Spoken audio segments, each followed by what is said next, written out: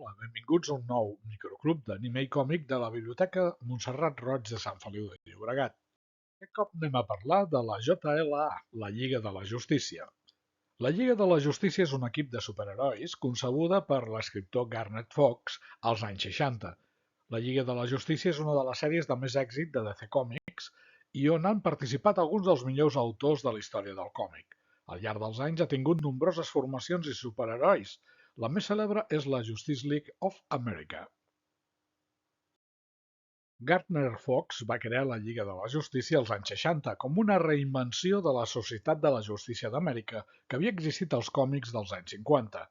Van aparèixer per primera vegada junts com la Lliga de la Justícia d'Amèrica, JLA, a The Brave and the Bold, el seu número 28, al març de 1960. A la primera aparició, un grapat d'herois es troben per aturar la invasió extraterrestre de Starro en els còmics, però realment la Lliga es va originar anteriorment, quan la Terra va ser envaïda per un altre grup d'extraterrestres. Els aliens van atacar diferents punts del planeta i van derrotar els superherois per separat. Superman, Batman, la Dona Meravella, Flash, Llanterna Verda, Aquaman i el detectiu marcià es van adonar que units podien derrotar-los i van decidir formar un grup estable que van anomenar la Lliga de la Justícia. La Lliga de la Justícia ha tingut diverses grans etapes. L'equip va rebre el seu primer títol propi de còmic, anomenat la Justice League of America, al novembre de 1960. Al 1984, després de la destrucció del satèl·lit Caserna durant una invasió marciana de la Terra, Aquaman va dissoldre l'equip i el va reconstituir amb una nova formació. La nova JLA va centrar la seva base d'operacions a Detroit. Els lectors mai no van acabar d'acceptar-la com l'autèntica JLA, així que es va decidir posar fi a aquesta sèrie publicant després de 27 anys el número 258 que tancava la primera etapa. El 1987 es converteix en la Justice League, escrita per Keith Giffen i DeMatteis. Es torna en una comèdia que parodiava les aventures de superherois. Va tenir un èxit enorme i va durar 113 números. A partir del número 7 es va anomenar Justice League International. Seguint amb la història de la Lliga de la Justícia, entre 1997 i l'any 2000, Grant Morrison va crear una nova lliga, 126 números i una vintena d'arcs argumentals que van situar durant anys la Lliga de la Justícia com el títol més venut de DC Comics.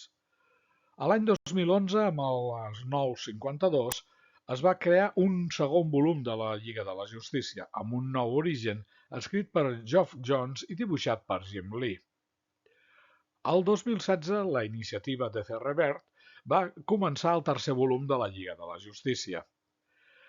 A l'any 2017 tenim una altra nova forma, concretament una nova formació creada per Batman i que comptaria amb Black Canary, Atom, Killer Frost, Vixen, Ray i Job, escrita per Steve Orlando i dibuixada per Scott Hanna i Philippe Watanabe. Dins tots aquests apartats de la Lliga de la Justícia hem de parlar de la Lliga de Grant Morrison, creada el 1997. La seva base, la nova Talaia, es va establir a la Lluna. Grant Morrison va crear els guions dels primers 41 números d'aquesta etapa de la Lliga de la Justícia, revitalitzant l'equip amb la recuperació de l'alineació original per primera vegada des de mitjans dels anys 80. Mark Waid va prendre el relleu fins al número 60, Joe Kelly fins al 90 i John Byrne i Chris Claremont entre els números 94 i 99. Altres autors que van passar per aquesta etapa van ser Denny O'Neil, Chuck Austin, Kurt Busiek, Geoff Johns, Alan Haber i Bob Harras. A l'apartat gràfic, Howard Porter va ser el principal dibuixant fins al número 45, Brian Hitch fins al 58 i Doug Mahnke fins al número 100. Una cosa de les que destaca la Lliga de la Justícia són els integrants. Tant el nom del grup com els seus integrants han variat al llarg dels anys. La formació original i més coneguda comprèn a Superman, Batman, Wonder Woman, Flash, Green Lantern, Aquaman i el detectiu marcià.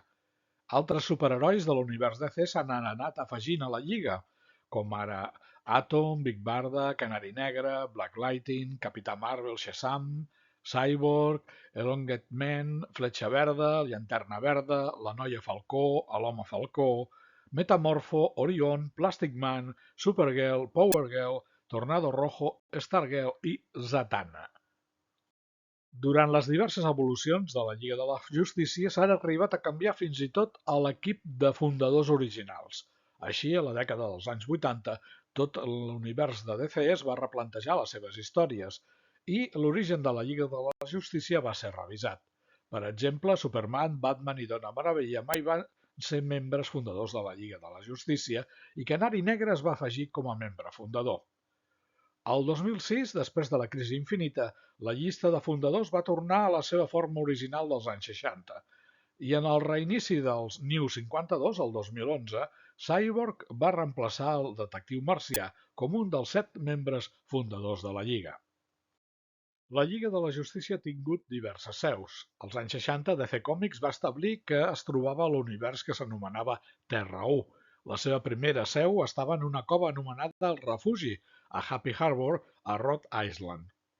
La Lliga de la Justícia després es traslladaria a l'estació orbital Atalaya, quan es va posar en perill la ubicació del refugi. Als anys 80, una invasió marciana va deixar el satèl·lit severament danyat i els seus membres desmoralitzats.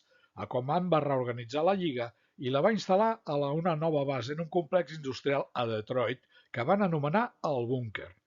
Després dels successos de la crisi de les infinites terres, l'equip va ser expulsat del búnquer i van tornar a la seva seu original, al refugi.